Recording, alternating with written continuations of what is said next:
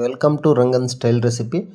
ನಾನಿವತ್ತು ಹೇಳ್ತಾ ಇರ್ತಕ್ಕಂಥದ್ದು ಮಟನ್ ಮಸಾಲ ತುಂಬ ಟೇಸ್ಟಿಯಾಗಿ ಸ್ಪೈಸಿಯಾಗಿ ಯಾವ ರೀತಿ ಮಾಡೋದು ಅಂತ ಹೇಳ್ಬಿಟ್ಟು ನೋಡಿ. ತುಂಬ ಚೆನ್ನಾಗಿ ಬಂದಿದೆ. ಉಗಾದಿ ಹಬ್ಬದ ಸ್ಪೆಷಲ್ ಇದು.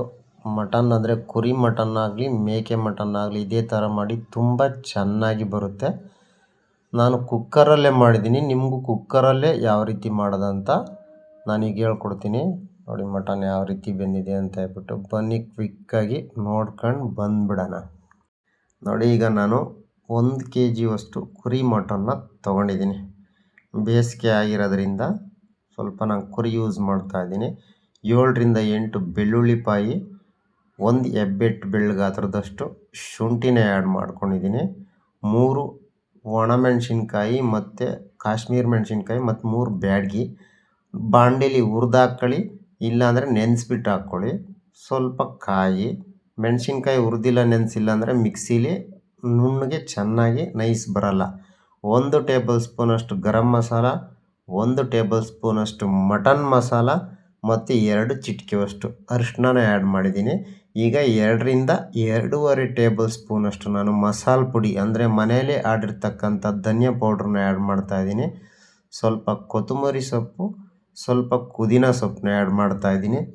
2 ಹುಳಿ ಟೊಮೊಟೊ, 3 ರಿಂದ 4 ಹಸಿಮೆಣಸಿನ್ಕಾಯಿ, 2 ಹುಳಿ ಟೊಮೊಟೊ, ಹುಳಿ ಅಂದರೆ ನಾಟಿ ಟೊಮೊಟೊ ಆ್ಯಡ್ ಮಾಡಿದ್ದೀನಿ. ಈಗ ಇದಕ್ಕೆ ನಾನು ಅರ್ಧ ಟೇಬಲ್ ಸ್ಪೂನಷ್ಟು ಖಾರದ ಪುಡಿ ಆ್ಯಡ್ ಮಾಡಿದ್ದೀನಿ. ಯಾಕಂದರೆ ನಾನು ಆಲ್ರೆಡಿ ಕಾಶ್ಮೀರಿ ಮೆಣಸಿನ್ಕಾಯಿ, ಬ್ಯಾಡಗೆ ಮೆಣಸಿನ್ಕಾಯಿ ಮತ್ತು ಹಸಿಮೆಣಸಿನ್ಕಾಯಿ ಆ್ಯಡ್ ಮಾಡಿರೋದ್ರಿಂದ ಅರ್ಧ ಟೇಬಲ್ ಸ್ಪೂನ್ ಮಾತ್ರ ಹಸಿಮೆಣಸಿನ್ಕಾಯಿ ಇದು ಖಾರದ ಪುಡಿ ಆ್ಯಡ್ ಮಾಡಿದ್ದೀನಿ. ಮುಂದೆ 2 ಇಂಚಷ್ಟು ಚಕ್ಕೆ, 2 ರಿಂದ 3 ಲವಂಗ ಆ್ಯಡ್ ಮಾಡಿಕೊಂಡು ಎಷ್ಟು ನೀರು ಬೇಕೋ ಅಷ್ಟು ಹಾಕ್ಕೊಂಡು ಹದವಾಗಿ ಆಡ್ಕೊಂಡು ಬಂದುಬಿಡೋಣ. ಈಗ ನಾನು ಕುಕ್ಕರ್ನ ಇಟ್ಟಿದ್ದೀನಿ.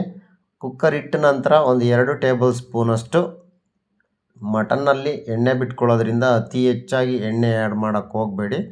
ಒಂದು 2 ಟೇಬಲ್ ಸ್ಪೂನಷ್ಟು ಕಡಲೆ ಎಣ್ಣೆನ ಆ್ಯಡ್ ಮಾಡ್ತಾಯಿದ್ದೀನಿ.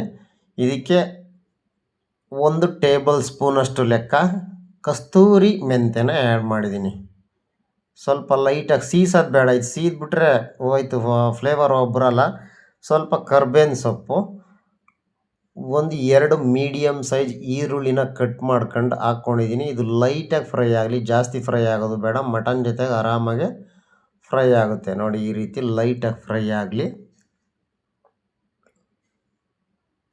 ಈಗ ಇದಕ್ಕೆ ನಾವು ಇದು ಈರುಳ್ಳಿ ಸ್ವಲ್ಪ ಫ್ರೈ ಆದಮೇಲೆ ನಾನು ಏನು ಆಗಲೇ ಮಟನ್ನು ತೊಳೆದು ರೆಡಿ ಇಟ್ಕೊಂಡಿದ್ದೀನಿ, ಆ ಮಟನ್ನ ಇದರೊಳಗಡೆ ನಾನೀಗ ಆ್ಯಡ್ ಮಾಡ್ತಾಯಿದ್ದೀನಿ. ಸ್ವಲ್ಪ ಇದು ಎಣ್ಣೆ ಬಿಟ್ಕೊಳ್ಳೋವರೆಗೂ ಮಟನ್ನು ಮತ್ತು ಒಂದು 20 to 30% ಇದೇ ಎಣ್ಣೆಯಲ್ಲಿ ಮೀಡಿಯಮ್ ಫ್ಲೇಮಲ್ಲಿ ನಾವು ಬೇಯಿಸ್ಕೊಂಡ್ರೆ ತುಂಬ ಚೆನ್ನಾಗಿ ಬರುತ್ತೆ. ಚೆನ್ನಾಗಿ ಇದನ್ನು ಈಗ ನಾವು ಮಿಕ್ಸ್ ಮಾಡ್ಕೊಳ್ಳೋಣ. ನೋಡಿ, ಈ ರೀತಿಯಾಗಿ ಚೆನ್ನಾಗಿ ನೋಡಿ ಕುದೀತಾ ಇದೆ. ಸ್ವಲ್ಪ ಫ್ರೈ ಆಗಲಿ ಮೀಡಿಯಮ್ ಫ್ಲೇಮಲ್ಲಿ. ಒಂದು 3 ರಿಂದ 4 ನಿಮಿಷ ಇಲ್ಲ 5 ನಿಮಿಷ ಸ್ವಲ್ಪ ಫ್ರೈ ಆಗಲಿ. ಇದಕ್ಕೆ ನಾನೀಗ 1 ಚಿಟಿಕೆಯಿಂದ 2 ಚಿಟಿಕೆಯಷ್ಟು ಅರಿಶಿನ ಆ್ಯಡ್ ಮಾಡಿದ್ದೀನಿ. ಮತ್ತು ಇದಕ್ಕೆ ರುಚಿಗೆ ತಕ್ಕಷ್ಟು ಉಪ್ಪನ್ನ ಆ್ಯಡ್ ಮಾಡಿದ ನಂತರ ಚೆನ್ನಾಗಿ ಮಿಕ್ಸ್ ಮಾಡಿಕೊಂಡು ಇನ್ನೊಂದು 3 to 4 ಮಿನಿಟ್ಸು ಚೆನ್ನಾಗಿ ಬೇಯಲಿ ಮಟನ್ನು. ಯಾಕೆ ಅಂದರೆ ನಾವು ಕುಕ್ಕರಲ್ಲಿ ಕೂಗ್ಸೋದ್ರಿಂದ ಉಪ್ಪು ಈಗಲೇ ಹಾಕ್ಬಿಟ್ರೆ ನಾವು ನೀರು ಆ್ಯಡ್ ಮಾಡಿದ ನಂತರ ಮಟನ್ ಒಳಗಡೆ ಉಪ್ಪು ಖಾರ ಎಲ್ಲ ಚೆನ್ನಾಗಿ ತಗೊಳುತ್ತೆ.